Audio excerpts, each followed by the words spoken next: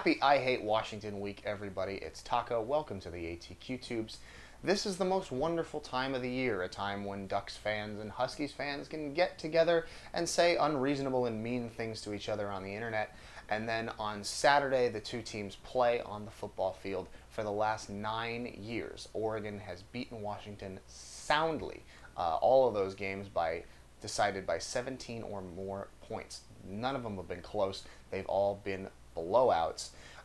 And Oregon goes for 10 in a row this year against possibly the best, not possibly, pretty definitely the best Washington team since the streak started.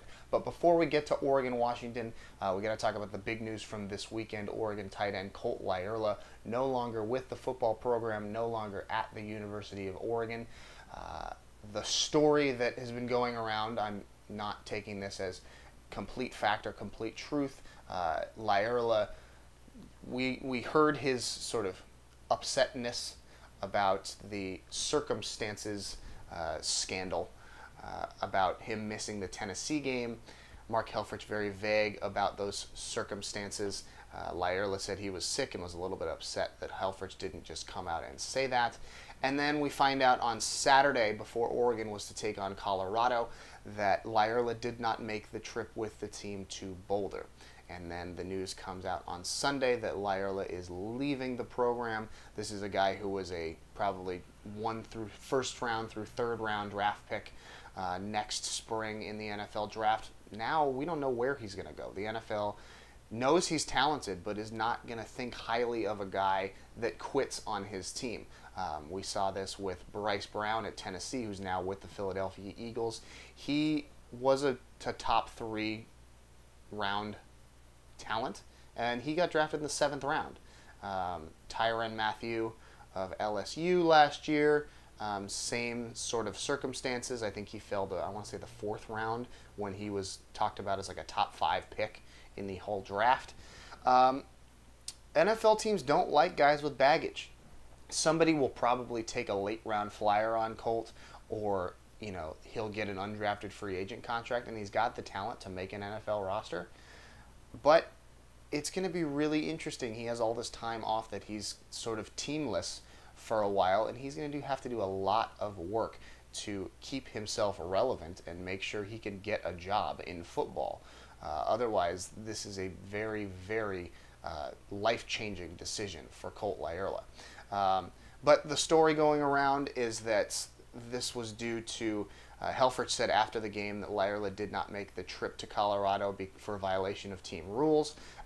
This turns out, it sounds like, for a repeated lateness and truancy for team meetings, team practices. Helfrich allegedly gave Lyerla an ultimatum saying, if this happens again, you're off the team. And Lyerla said, I'm just going to be off the team now. A really big decision. For Oregon, it's next man up at tight end. Johnny Munt and Pharaoh Brown looked good against Colorado. And Oregon's deep at tight end. You got Munt, you got Brown, you got Evan Bayless, you got Koa Ka'ai.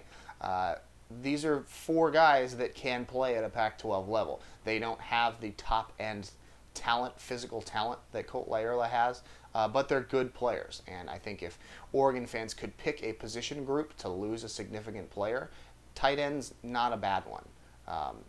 Oregon is very deep at tight end. It's not like losing a player at running back or at center or at middle linebacker, positions where Oregon doesn't have as much depth. So, such is life. Oregon moves on. Best of luck, Colt Lyerla, with everything that you're doing, and I hope you catch on in the league, because you've got the talent to do it, and it would be kind of a waste if that didn't happen. On to Oregon-Washington. Like I said, this is a big game for Oregon. It's their first real test of the season on the road in a first-year Husky Stadium against a very, very good team. I think Washington has proved themselves to be one of the top probably 10 or 15 teams in the country, despite the loss to Stanford. And the loss to Stanford, they really outplayed the Cardinal for most of the game. This secondary is very good for Washington. Husky fans might tell you that the Huskies have the best secondary in this game. I heard one Husky commenter say that this was the best secondary in the country. I think, for my money, if you took Oregon's team and Washington's team and put them together into one super team, you would see in the third quarter when Washington is up by 50, you'd see the Oregon secondary coming off the field being replaced by the Washington secondary, because I think the Oregon secondary is better. But the Washington secondary is really good. Marcus Peters and Gregory Ducray looked great against the Stanford passing attack. Kevin Hogan only 12 of 20 for 100 yards, 1 touchdown, 1 interception by Peters. That's pretty dominant. That's, pretty much a win for the Washington secondary against the Stanford pass game. And for all intents and purposes, Washington outplayed Stanford on offense.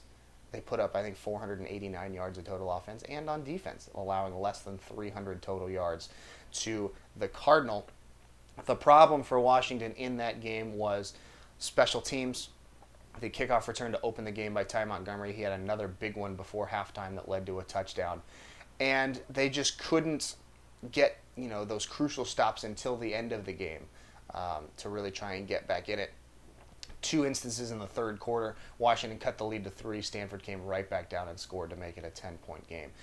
So Washington just couldn't close the deal, but they've definitely got the talent and the players to compete with a team like Stanford. And they have the talent and the players to compete with a team like Oregon. It'll be a fun one. Game day is there. On offense for the Huskies, they're filled with weapons. Keith Price in a losing effort was fantastic against Stanford. He somehow left Palo Alto with all of his limbs intact and attached to his body. We'll have to see about his thumb that was bothering him at the end of the game on Saturday night. Bishop Sankey has been very, very good. I think went for about $125 against a very good Cardinal front seven on Saturday night. And at wide receiver, Cason Williams has looked good. Kevin Smith has looked very good. Austin Seferian-Jenkins, a talent, although he had that big drop on the final drive on Saturday night. This is going to be a test for Oregon. And if Oregon doesn't bring its A game, if they come out flat like they did against Colorado, they're going to dig themselves a hole. And it'll be tough to dig out of it. So, big game, going for 10 in a row. Huskies' last chance to defeat Oregon before it becomes a full decade between Washington wins against the Oregon Ducks. It's always fun from the Oregon side to talk about that. And Washington fans, I'm sure, are chomping at the bit to give us something to feel crappy about.